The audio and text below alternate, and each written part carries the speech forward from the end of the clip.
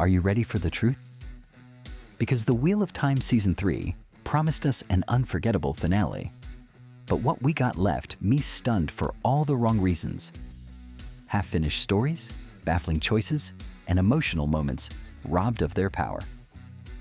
Let's talk about why this ending felt so hollow. Hey everyone, welcome back. Today we are unpacking the Season 3 finale of The Wheel of Time. And I won't lie, I walked away feeling more disappointed than ever. Weeks of brilliant setups, emotional stakes, and powerful character journeys, only to hit an ending that felt rushed, unfinished, and honestly, more like a mid-season break than a grand conclusion.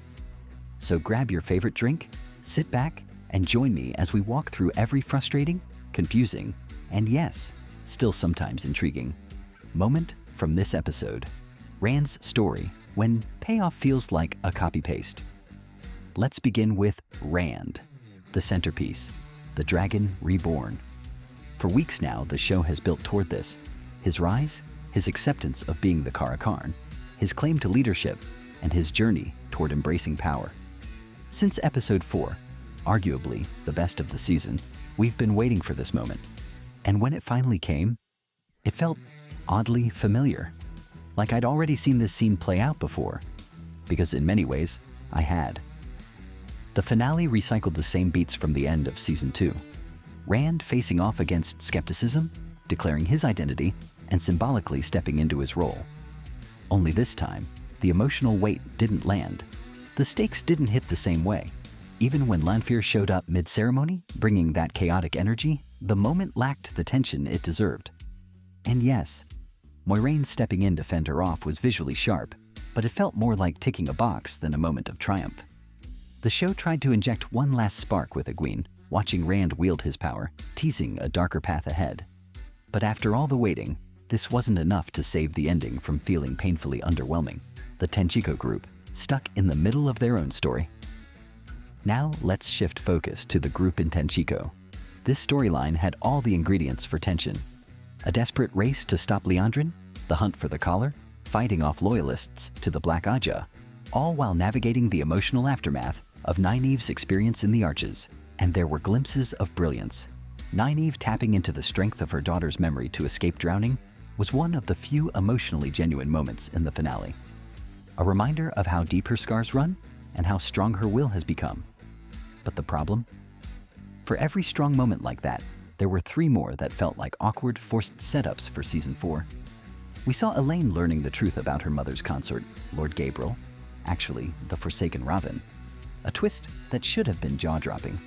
But the way the scene unfolded, it barely registered before the story moved on. Liandrin, who's been one of the season's most complex and compelling villains, suddenly asking Moghedien to help her become a Forsaken. A huge moment for her character, delivered with all the impact of a grocery list. And then there's Matt.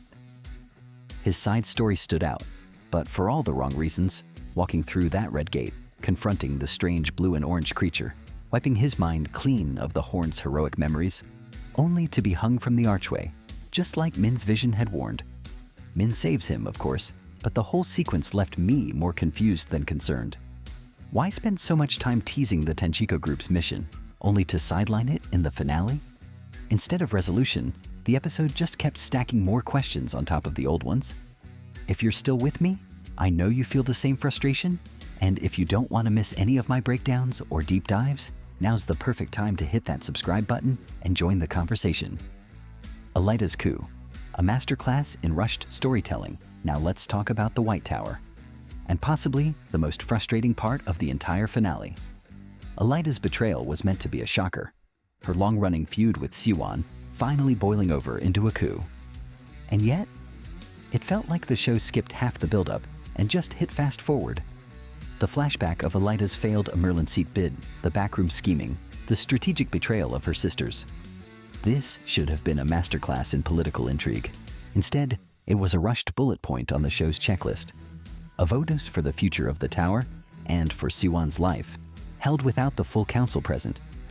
A decision of that scale, reduced to a footnote. Siwan, a character who's been at the center of some of the series' most powerful moments, condemned to execution almost casually. It's not just sad, it's baffling. The weight of her loss wasn't allowed to breathe. The White Tower, once this unshakable pillar of power, now looked absurdly fragile. And even though the seeds were planted, the Black Aja's ambush in the premiere, Siwan's overconfidence, the show didn't let them grow. Instead, it rushed the harvest, and the result was a storyline that fell completely flat. Cliffhangers over closure, the finale's biggest betrayal. Here's the core of my disappointment. A season finale should give you two things: resolution and excitement for what's next. But the Wheel of Time. Season 3, Episode 8, only gave us half of that. It was clear the show was more interested in setting the stage for Season 4 than delivering a satisfying end to Season 3. The storylines didn't conclude. They paused. The arcs didn't peak. They plateaued. From Matt's odd side quest, to Elaida's rushed coup, to Rand's recycled declaration, everything felt like it was just waiting for next season to matter. And the sad part? The setups are genuinely interesting. There's so much potential for the future of the show. But this finale, it didn't feel like the ending of a chapter. It felt like the middle of one, left wanting more for all the wrong reasons. So here's where I stand. The Wheel of Time. Season 3's finale had the bones of a great episode. It had all the elements we've been waiting for: emotional payoffs, shocking twists, high-stakes battles, and meaningful character development. But instead, it served up half-finished stories, rushed decisions, and setups disguised as conclusions. I wanted to feel the weight of Rand's rise. I wanted to feel the heartbreak of Siwan's fall. I wanted to feel the tension in Tanchico. Instead, I walked away feeling nothing but disappointment. That said, the world of the Wheel of Time still has me hooked, and Season 4 is loaded with potential. But this finale, it deserved to be so much more. Now I want to hear from you. Were you as underwhelmed as I was? Or did this finale hit differently for you? Drop your thoughts in the comments. I'm ready for the debate. And if you haven't already, make sure to smash that subscribe button so you don't miss my breakdowns, reviews, and deep dives on all things fantasy. Until next time, may the wheel weave as the wheel wills.